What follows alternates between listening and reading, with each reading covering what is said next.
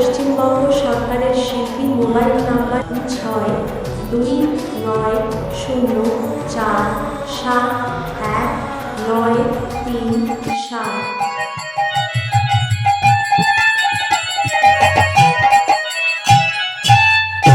অবিলম্বে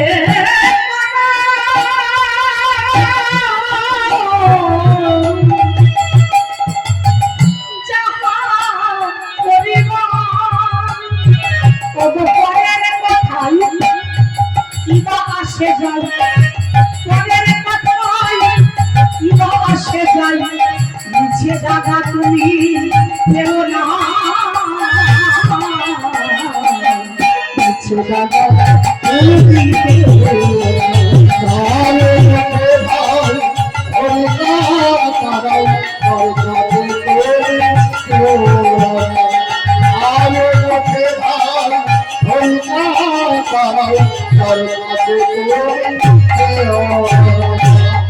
পরের কথাই কি কাজ হইবে সে কথাই থাকিলে তোমার কি চলিবে। পরের কথাই কি কাজ হইবে সে কথাই থাকিলে তোমার কি চলিবে। বিপদ সম্পদ রাখিবে যে পদে, বিপদ সম্পদ রাখিবে যে পদে, তবে তার কথা কেন ভাবনা।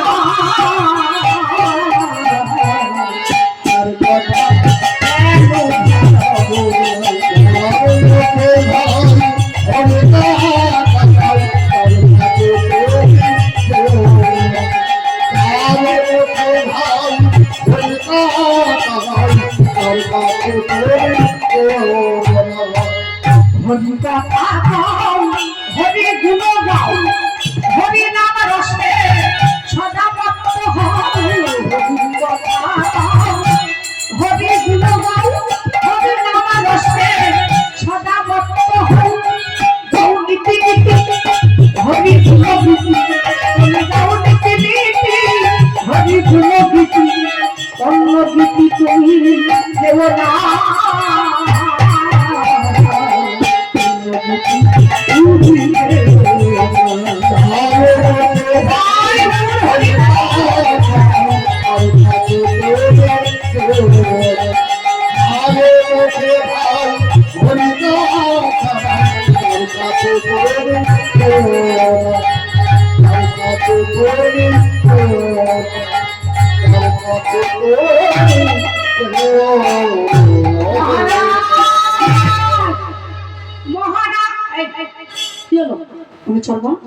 চিৎকার করছো কেন?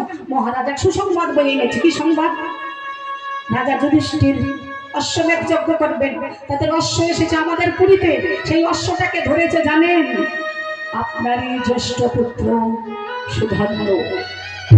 আর তার থেকে আরো একটা বড় সংবাদ কি জানেন? কি? সেই অশ্বটাকে রক্ষণাবেক্ষণ করতে আসছেন তৃতীয় পাণ্ডব অর্জুন। কথা শোনা মাত্র হংসধ্বজ রাজার দুটো নয়নের জলে বুকের পাতা ভেসে যায়। পূর্ব জন্মে কি সুকৃতি করেছিলাম, আজ মনে হয় তার ফল আমি পেতে চলেছি।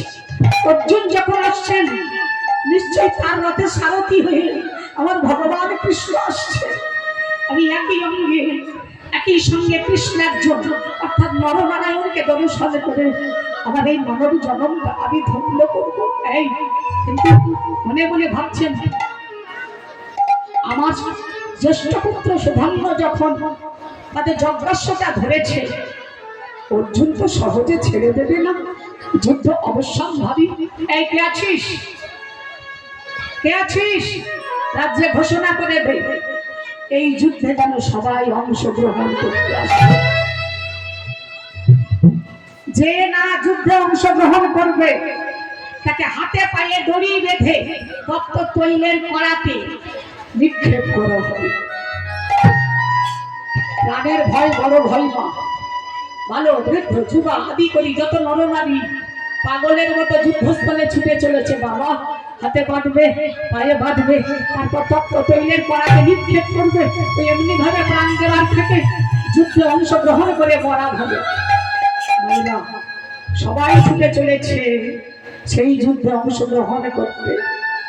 কিন্তু একজন এসে দাঁড়িয়েছে, মহারাজ একটা কথা বলবো। বলো। ভয়ে বলবো না নির্ভয়ে বলবো? নির্ভয়ে বলো। সবাই তো যুদ্ধে এসেছে, কিন্তু একজন যে আসেনি, তার এত বড় স্পর্ধা, রাজবাক্য অবহেলা করে। আপনার জ্যেষ্ঠ পুত্র, আপনারই জ্যেষ্ঠ পুত্র সুধর্ম, কি তার এত বড় স্পর্ধা, পিতৃবাক্য অবহেলা করে। যে পুত্র পিতামাতার আদেশ পালন করে না, সে পুত্র পুত্র নয়, মূর্খ সম। ওই জন্য সাধক কবি তুলসীদাস তিনি বললেন, একবার সে নিকালতা है पुत्र और मूत्र जो पिता को काम करे वही है पुत्र और सब कोई मूत्र का सूत्र। যে পুত্র সন্তানরা পিতামাতাকে দুঃখ দেয়, কষ্ট দেয়, যে পুত্র সন্তানরা পিতামাতার আদেশ পালন করে না, সে পুত্র নয়, মূর্খ সম। কে আছিস? আমার জ্যেষ্ঠ পুত্র সুধর্মকে হাতে পায়ে দড়ি বেঁধে টানতে টানতে তপ্তকৈলার করাতে নিক্ষেপ কর। মা, এদিকে দেখুন, সুধর্ম যে আসেনি তা নয়, যুদ্ধের পোশাক পরে সবে মাত্র যুদ্ধস্থলে যাবে বলে অন্তপুর হতে বহির্গত হয়েছেন। পিছন থেকে ডাক দিলেন তার স্ত্রী ভদ্রাবতী, স্বামী গো কোথা যাও, কোথা যাও বলে যাও।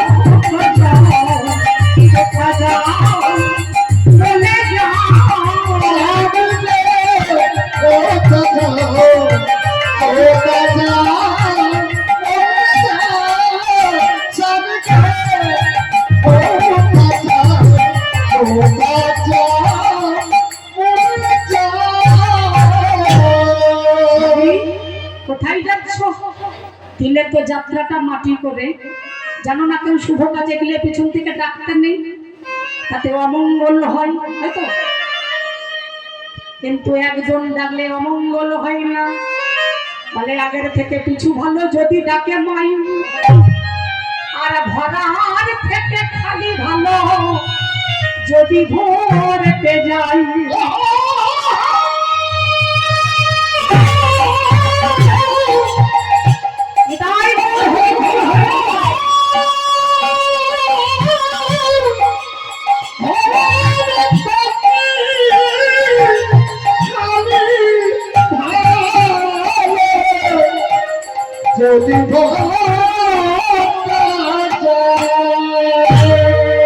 যে যত শুভ কাজে যাক না, মা যদি তার পিছন থেকে ডাকে, তার যাত্রা কোনোদিনও শুভ হয় না।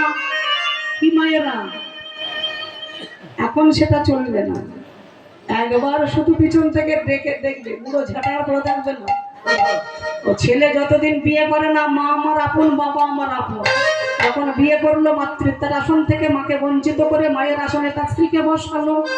আর যদি কোনো ধনী বাড়ির মেয়ে আনে, যে কি ভাবছো আমার বাবা এত টাকা দিয়েছে তোমার এই কুড়ে ঘরে থাকার জন্য নয়, তোমার এই বুড়ো বাবা মাকে সেবা করার জন্য নয়, হয় তুমি আমাকে বাপের বাড়িতে রেখে এসো, নইলে তুমি তোমার বাবা মাকে বৃদ্ধাশ্রমে পাঠিয়ে দাও। ছেলে চিন্তা করছে বউ নিহাত মন্দ কথা বলেন, কারণ বাবা গেলে জগতে অনেক ধর্ম বাবা পাওয়া যায়, মা গেলে ধর্ম মা পাওয়া যায়, কিন্তু মনে মনে ভাবছে বউ গেলে তো ধর্ম বউ পাওয়া যাবে না। হ্যাঁ, তাহলে কি করলো মা? স্ত্রীকে সুখী রাখার জন্য বৃদ্ধ বাবা মাকে কাঁধে নিয়ে কেউ সুন্দরবনে বাগারে গালে বসিয়ে দিয়ে এলো, কেউ বৃদ্ধাশ্রমে পাঠিয়ে দিল, কেউ কাঁধে ভিক্ষার ঝুলি দিয়ে রাস্তায়। এই কদিন আগে বারুইপুর স্টেশনে মাকে ডাক্তার দেখাতে এসে ছেলে মাকে স্টেশনে বসিয়ে দিয়ে হওয়া বুঝেছেন? বলে পশুবৃত্তি মানব জাতি করছে রে পালন, এদের অজ্ঞানী আর অন্ধকারে পরিপূর্ণ মন। পাপপুণ্য পশু জাতি যেমন কিছুই বোঝে না, মানব জাতি জেনে তাহা মেনে চলে না। ইউনিভার্সিটি ডিগ্রি এদের আছে কত শত, তথাপিও চলন বলন যেন মূর্খের মতো। বাদরের আদর বেশি হচ্ছে নানা দেশে, বাবা মাকে ছেড়ে এরা কুকুর নিয়ে বসে। এমন কিছু মানুষ আছে বিশ্ব চরাচরে, হৃদয় ভরা নোংরা তাদের ভদ্রবেশে ঘুরে। ভদ্রবেশে ঘুরলে তাদের মানুষ বলে না, মানুষ হবে জানবে যদি জ্ঞানের চেতনা। দুটো চোখ, দুটো হাত, দুটো পা থাকলে মানুষ হওয়া যায় না। মানুষের যদি মনুষ্যত্ব না থাকে, মায়েরা আজকে কি হলো পিছন থেকে এই যে দিলে তো যাত্রাটা মাটি করে, তুমি জানো না, কিন্তু কেটে গেছে মা। মা কি বলছে? ভাজা বলো ভুজি বলো ভাতের সমান নয়, মাসি বলো পিসি বলো মায়ের সমান নয়। মায়ের হাড় যদি শ্মশানে যাই পোতা, সেখান থেকে বলে আমার বাছা রইলি কোথা। দান কার্য যত পুণ্য করো রাশি রাশি, মাতা পিতার চরণ তুললে বাইরে গয়া গাছি। হাতের ব্যায়াম করলে যেমন হাতের পেশিগুলি কবজিগুলি শক্ত হয়, শাস্ত্র বলছে নীতি নীতি বাবা মাকে প্রণাম করলে হৃদয়ের বল শক্তি বৃদ্ধি পায়। এখনকার ছেলেরা এত সহজ নয়। সারা জীবন বউকে সুখী রাখার জন্য ফ্ল্যাট বাড়ি কিনে ছেড়ে চলে গেল।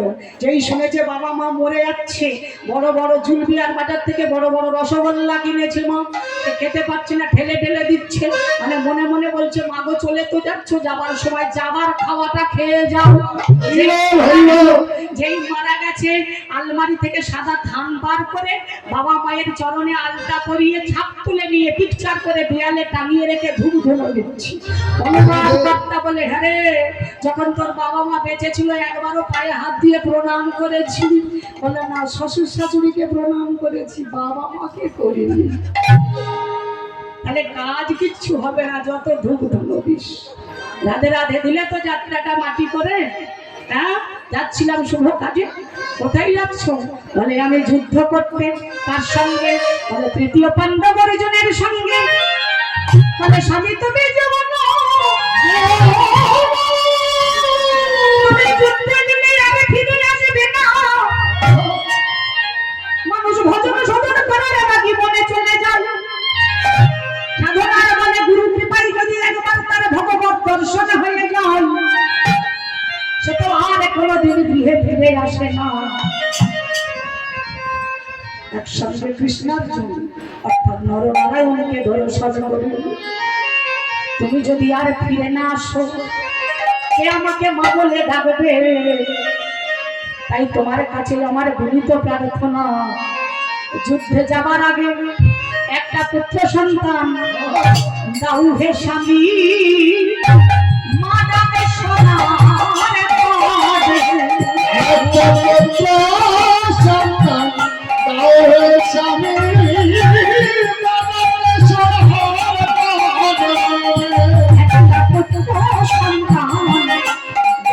স্বামী সোনার করে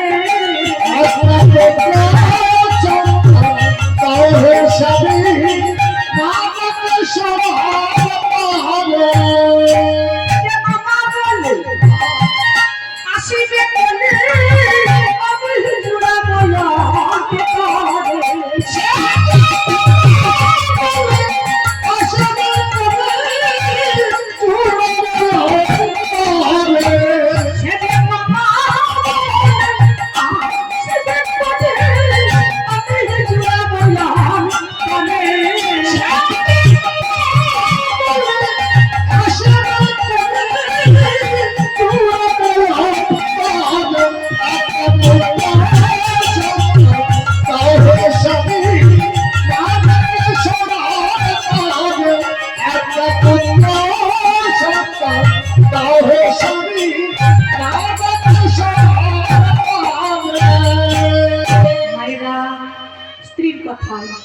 স্ত্রীর মনোবাসনা করার জন্য সুধন্য যুদ্ধে না গিয়ে অন্তপুরে প্রবেশ করবে। এদিকে দীর্ঘ সময় অতিবাহিত হয়ে গেল। অনুচরগণ গিয়ে হাজিরায় কে আছিস? সুধন্য বাইরে বেরিয়ে এসো। হাতে পায়ে দড়ি বেঁধে টানতে টানতে ওমা যেখানে তপ্ত তৈলের পড়াতে তপ্ত তৈল টকবক টকবক টকবক করে ফুটছে, সেই তপ্ত তৈলের পড়ার পাশে বসিয়ে দিয়েছি। আর সুধন্য এক মনে প্রাণে ভগবানকে ডাকছে, কে আছিস? ওকে হাতে পায়ে বাঁধা অবস্থায় তপ্ত তৈলের পড়াতে নিক্ষেপ কর। ভগবান চিৎকার করে বললেন, অগ্নিদেব তুমি দেখতে পাচ্ছ ওরা আমার ভক্তকে পুড়িয়ে মারার চেষ্টা করছে, যাও আগুনের সমস্ত তাপ তুমি হরণ করে নাও। সুধন্য হরিনাম করছে বসে বসে। অগ্নিদেব বলে, প্রভু আমি কি তাপ হরণ করবো? তোমার ভক্তের বদনে যে আগুন যে তাপ জ্বলছে, আগুন এই আগুনের কাছে অতি তুচ্ছ অতি নগণ্য। বলছেন যখন তখন যাচ্ছি, এই বলে সূর্যদেব অগ্নিদেব দিয়ে আগুনের সমস্ত তাপ হরণ করে দেবে। কে আছিস? ওকে হাতে পায়ে দড়ি বেঁধে তপ্ত তৈলের পরে নিক্ষেপ কর। যেই তপ্ত তৈলের পড়াতে নিক্ষেপ করেছি, দেখতে পেল সুধন্য মরেনি। কেন? সুধন্য বসিয়া আছে তৈলের উপরে। বসিয়া আছে তৈলের উপরে।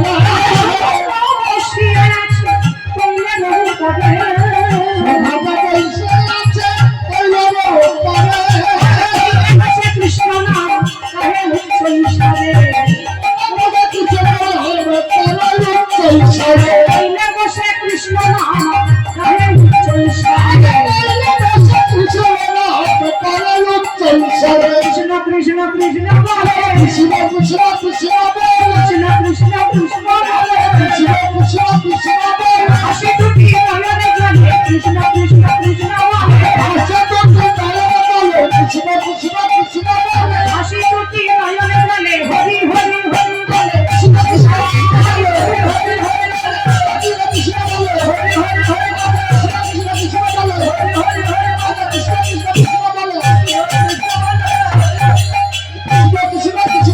কৃষ্ণ কৃষ্ণ কৃষ্ণ বলে।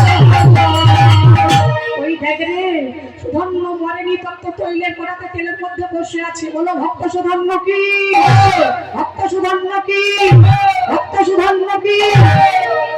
ছুটে গিয়ে হংসধ্বজ রাজা বুকে জড়িয়ে ধরেছে। বাবা সুধন্য তোমার কিচ্ছু হয়নি তো? বলে তা হবে কেন?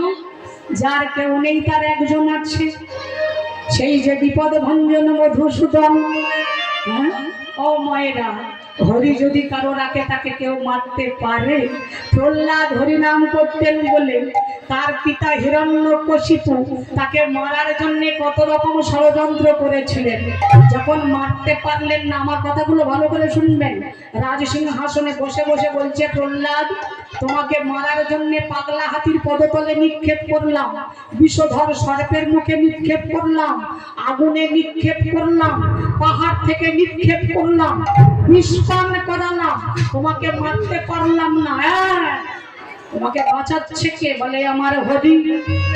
তোমার হরি কোথায় থাকে? জলে স্থলে আকাশে বাতাসে অনলে অনিলে সর্বত্র বিরাজমান। তোমার হরি আমার স্ফটিক স্তম্ভের মধ্যে আছে। বলে আছে। যেমনই বলা অমনি ছুটে গিয়ে হিরণ্যকশিপু এক লাঠি মেরেছে।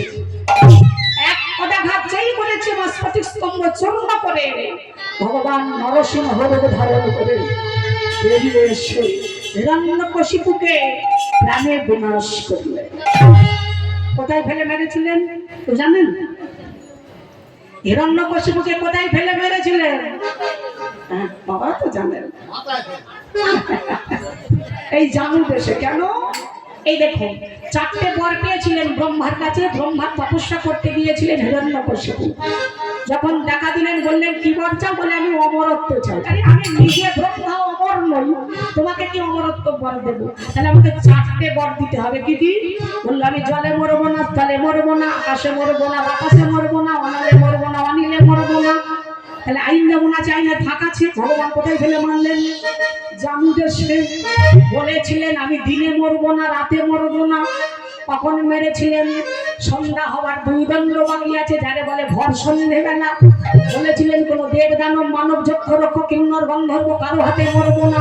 তাই ভগবান কিভাবে মেরেছিলেন? না নর না সিংহ। বলেছিলেন আমি কোন অস্ত্রাঘাতে মরবো না, কি দিয়ে মেরেছিলেন?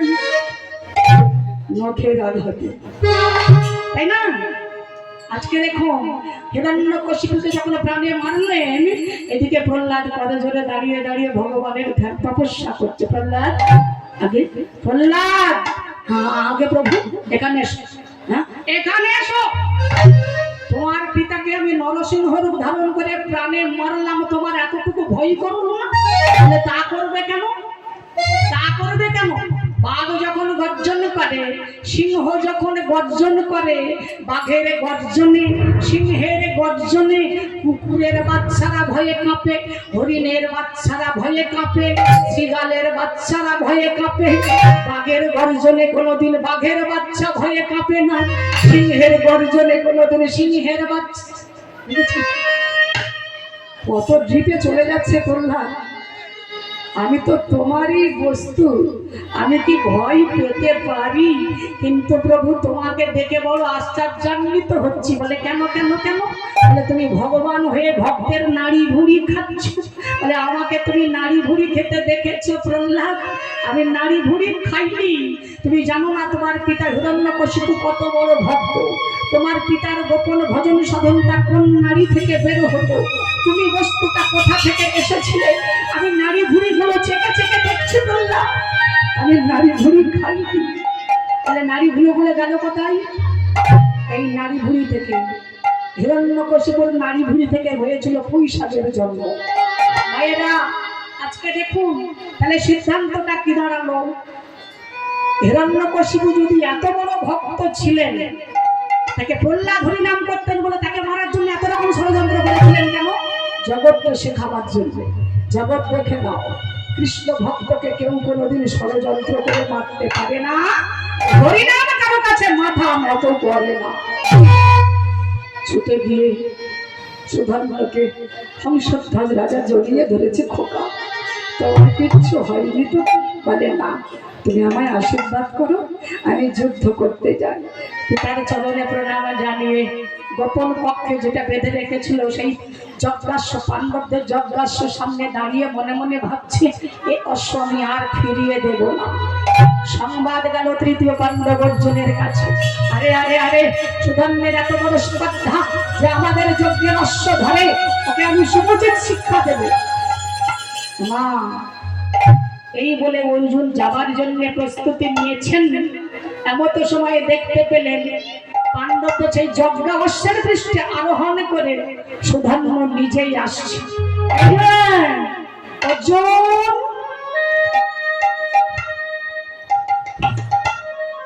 তোমাকে আর কষ্ট করে আমার কাছে যেতে হবে না, আমি নিজেই এসেছি। নাও তুমি আমার সঙ্গে যুদ্ধ করো। তুমি নাকি খাণ্ডব দাহন করেছো, তুমি নাকি কালকেয়ক বধ করেছো, হ্যাঁ তুমি নাকি মহাবীর, তোমার রথের সারথি নাকি ভগবান কৃষ্ণ। এসো আমার সঙ্গে যুদ্ধ করো। মা বলা মাত্র অর্জুন বাণ নিক্ষেপ করলেন। গল্পটা ভালো করে শুনবেন। যেই অর্জুন বাণ নিক্ষেপ করলেন, অর্জুনের বাণে সুধর্মের রথটা 100 যোজন দূরে ছিটকে দিয়ে পড়েছে। 1 যোজন সমান 4 ক্রোশ, 100 যোজন দূরে ছিটকে গিয়ে পড়েছে। এইবারে সুধর্ম যখন বাণ নিক্ষেপ করলেন, সুধর্মের বাণে অর্জুনের রথটা 3 যোজন দূরে গিয়ে পড়েছে। তথাপিও সুধর্ম সেই রথের উপরে বসে বসে হাসছেন। অর্জুন কৃষ্ণকে জিজ্ঞাসা করছে, সখা এটা কেমন হলো? বলে কেন? বলে আমার বাণে ওর রথটা 100 যোজন দূরে ছিটকে গিয়ে পড়লো। আমার মানে ওর রথটা 100 যোজন দূরে ছিটকে গিয়ে পড়লো, ওর মানে আমার রথটা 3 যোজন দূরে গেল। ওর লজ্জা পাওয়া উচিত, তা না করে ও রথের উপরে বসে বসে হাসছে। বলো সদা এই যুদ্ধে কে জয়ী? ভগবান মাথা চুল করছে, দুজনেই ভক্ত, কারে জয়ী করি কারে না করি। ভগবান হয়ে তো ভক্ত প্রাণে দুঃখ দিতে পারি না। তাই ভগবান বললেন না, তত্ত্বদর্শীরা বিচার করে বললেন এ যুদ্ধে সুধন্যই জয়ী। কেন না কৃষ্ণ যদি অর্জুনের রথের সারথি না হতো অর্জুনে ধরাশায়ী হয়ে যেত তাই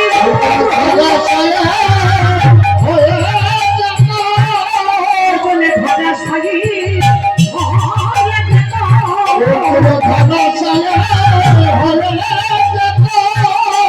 যতই দেশে হবে না কেন ধরাশায়ী হয়ে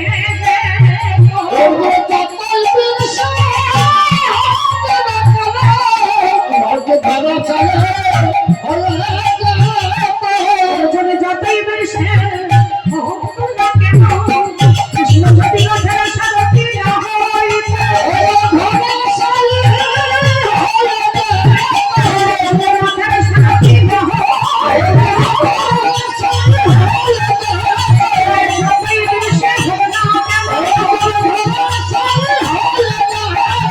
যতই বেশে হোক না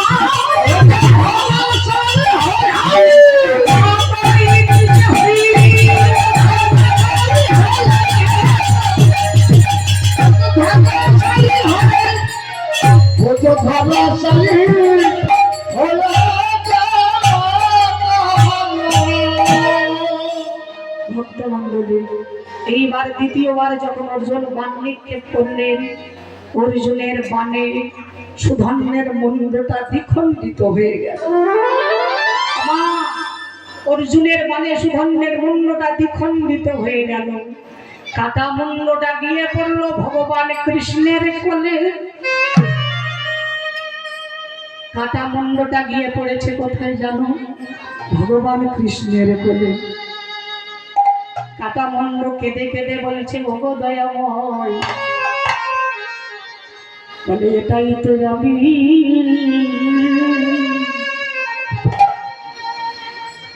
চেয়েছিলাম।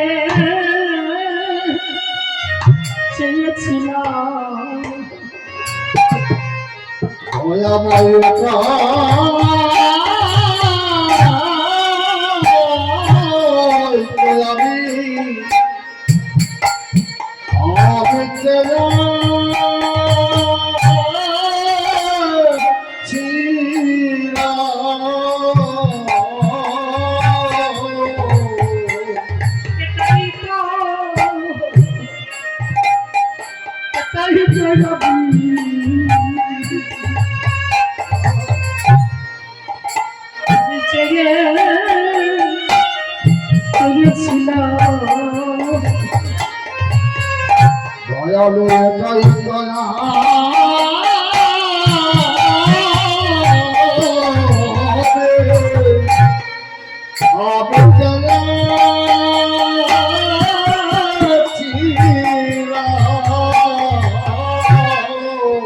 মৃত্যুকালে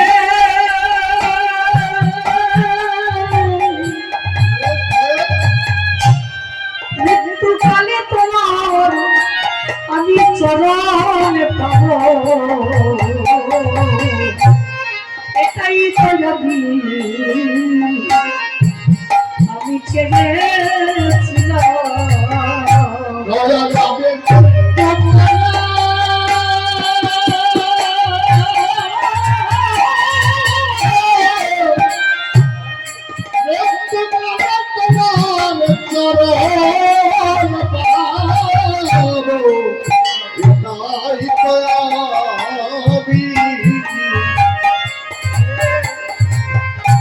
আমি চলেছি